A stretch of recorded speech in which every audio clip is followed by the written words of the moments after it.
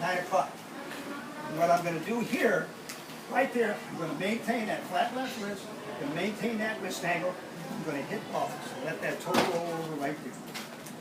9 to 3. 9 to 3. You won't believe how far the ball will go with just that swing. You won't believe it. Isn't that what you're supposed to do when you're under 3? It's a punch shot. Yeah. 9-3. It's a punch shot. Yeah. You hit under 3? Technically. Yeah. It was Mark's ball. I thought it was Mark's ball. When you get good, you do 10 to 4. You do 11. Well, yeah. Eventually, you go whole swing. But what this does is build up the lag. You feel the lag of that club head, and the more you drag that handle ahead of the club, the more you're going to pinch that ball into the ground, and the more you're going to compress it, the further the ball's going to go. Because you're not imparting any side spin. We're not going to get into how you create a hook or a fade. Don't worry about that. We weren't. Some other way. So you got those two drills. Those two drills. Okay, what's your theory on golf lessons, John? If you were pro, where would you start them all? What You starting with a what? No, well, let's get into the short game. Because chipping and putting saves your game, without question. You hit a bad shot and you recover. You hit a you're somewhere in play off the tee, hopefully, and you're somewhere around the green in regulation. 3 in a par 5, 2 on a par 4. Par 3, you're somewhere around the green if you don't hit the green. If you hit the green, and if you're going to continue to if you hit greens in regulation, you all know what that means. And you 3-putt, I got no use for it because there's no reason why you can't practice your speed putting. Speed is more key than line. People fall in love with their line. It's really speed that the reason they lose they 3-putt. Chipping. No more neutral joint alignment. You're not here.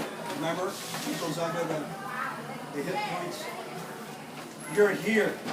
You can be square. You can be slightly open. You know all about that.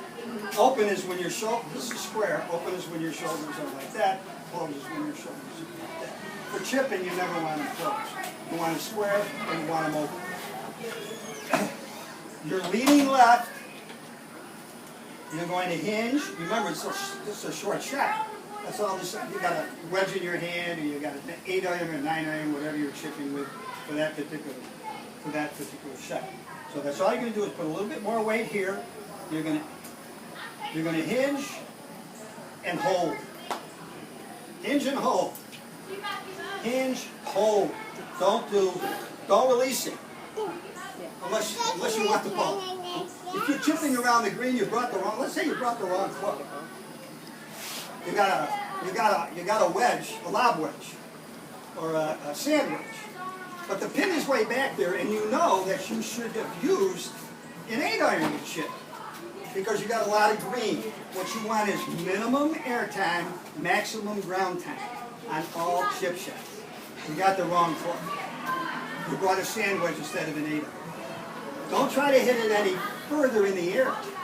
Roll the toe over. It's called the Texas turned it. So it would look more like that. You got to roll it over right at impact, and that ball will come out lower and run, just like that 8 iron. Just the opposite. This is a square position. Lay it open like that, like you would in a bunker or in a sand pit. Lay it open like that. Hinge and hold. You'll get more height on the same club. This is a 56-degree wedge. I can make it come out like an 8 iron. I can make it come out like a lob wedge. All depending on how I set up. Okay, when you set up, when you open the club face of any of your wedges especially, you've got what is called bounce. That bounces, that's what gets you out of the sand. When you hit behind the sand, you want to hit a slap, you want a slapping sound behind the sand. Then that bounce helps that club head glide through the sand. You don't hit the ball first when you're in the sand, unless you're in a fairway. Then you always hit In the sand, should you follow through? Don't hit the hole. You follow through. if you've got a short bunker shot, okay? You don't play courses with steep faces. You're not steep I face. mean, not pretty short, but steep, you know. Well, you know what I mean. You're in a bunker and you're going like that. You see where the flag is. That's a steep face. You got to have a lob wedge. You got to have 5-6 degrees of bounce on the lob wedge. You got to open it up.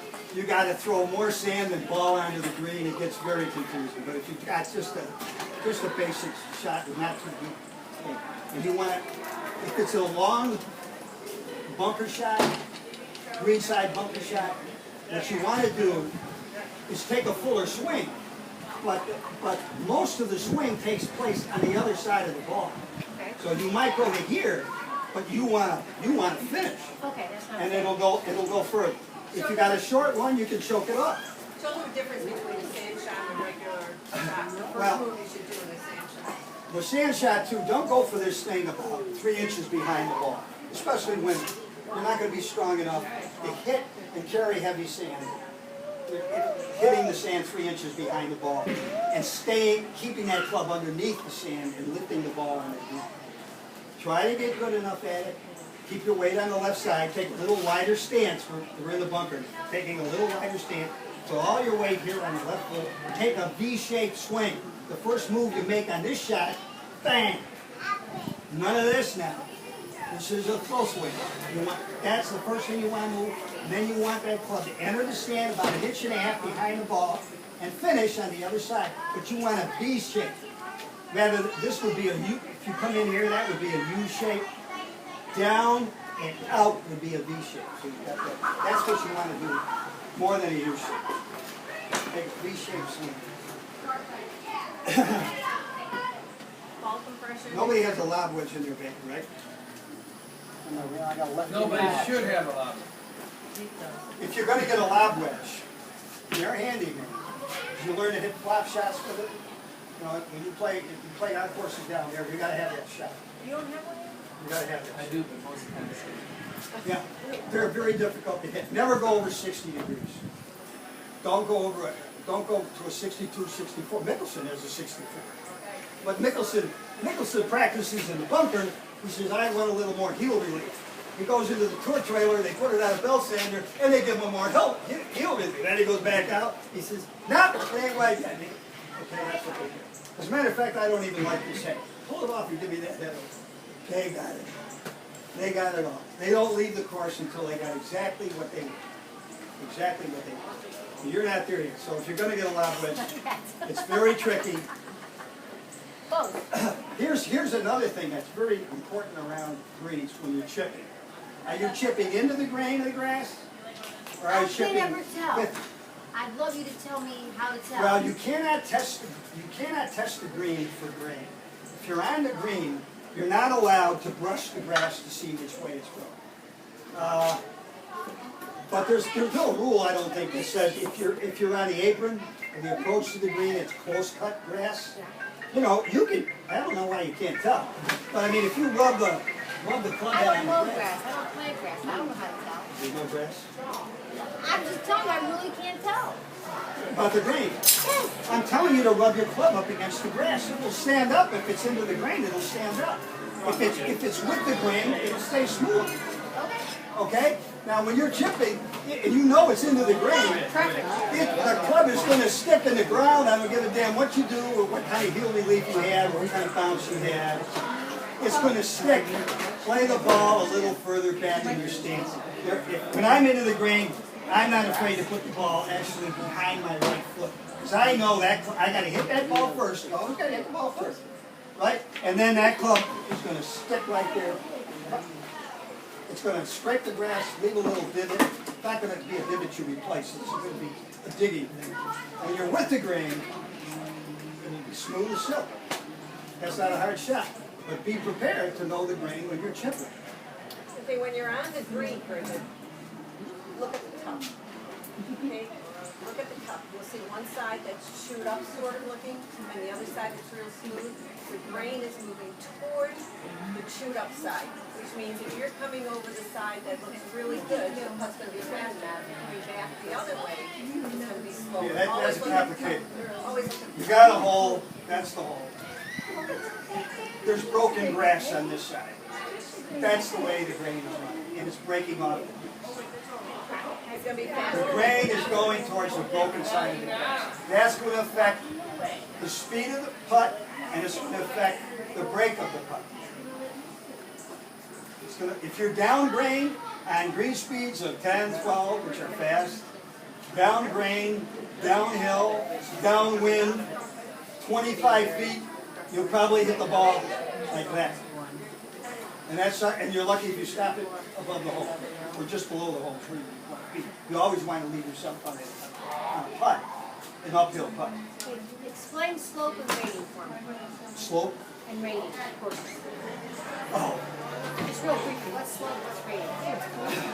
the course rating, a bunch of people from the USGA come out. They're called by the course. And they rate that course from difficulty. Course rating is difficult.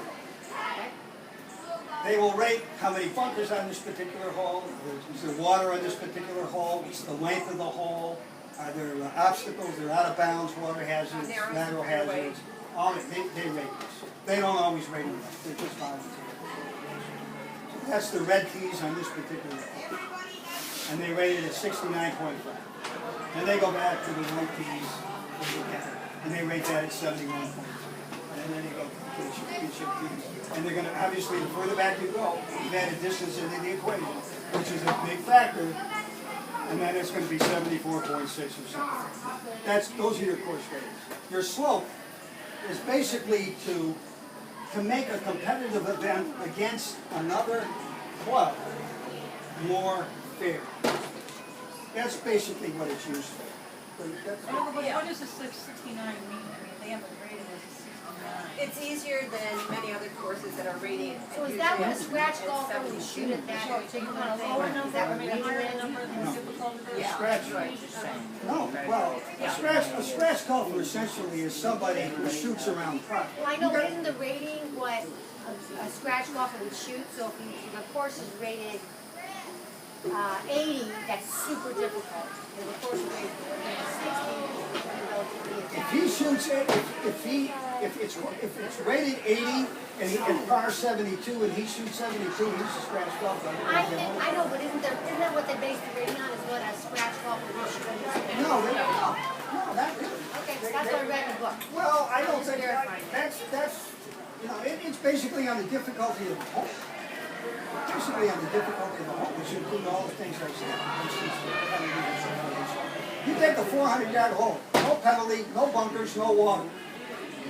Now you take another 400-yard hole, moguls, hills, They add all water, this up this, over that. I mean, it's not going to be rated the same. Right. Even a scratch golfer, which hole would he rather? You let it all out and the hole without trouble. I wouldn't take that.